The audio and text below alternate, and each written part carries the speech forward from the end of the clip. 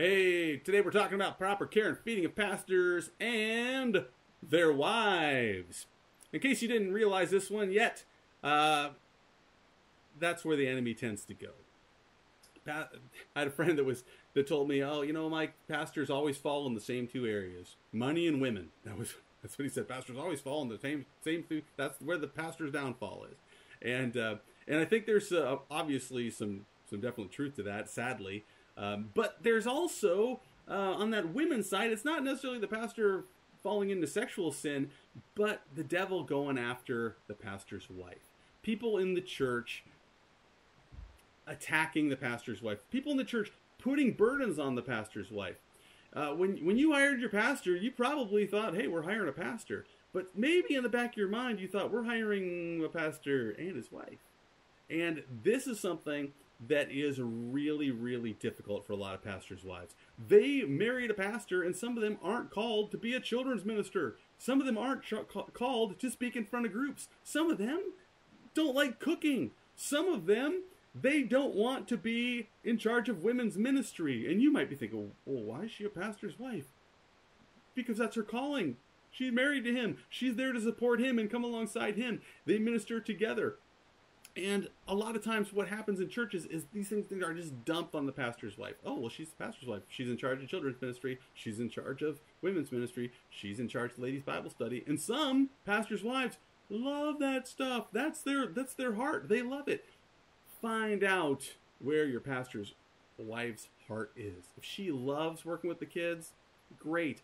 But don't have it as a never-ending position.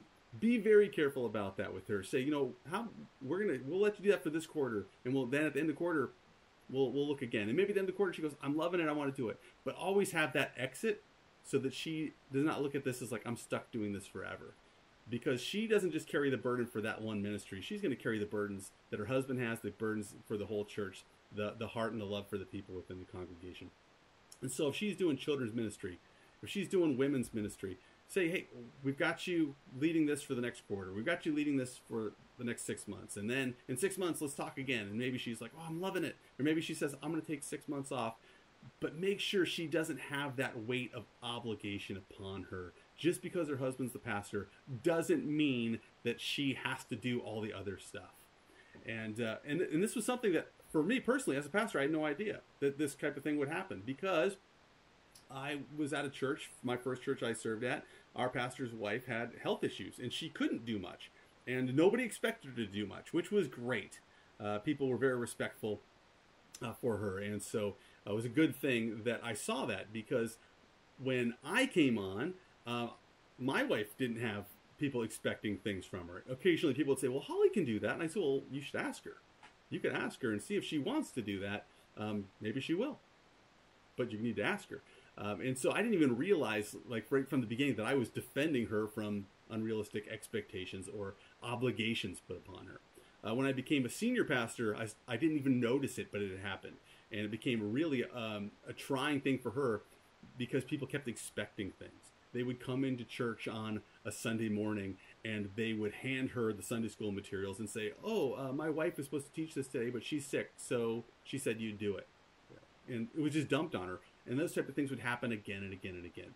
And it became really a difficult thing for her because she's got a servant's heart, but she also doesn't have a calling for Sunday school ministry. And so be careful. Protect your pastor's wife.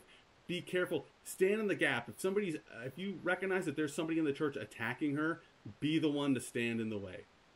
If you hear people bad-mouthing her or saying, oh, she doesn't dress appropriately because she's 28 and you're 60 and she's whatever, those things happen.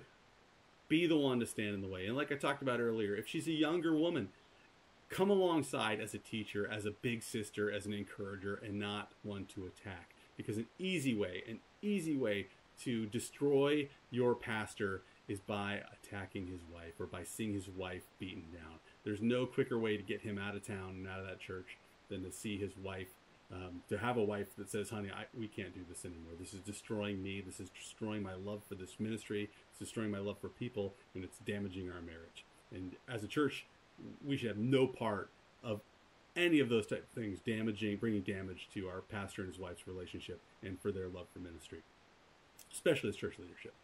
Something to think about. Take care of the pastor. Take care of his wife. God bless you.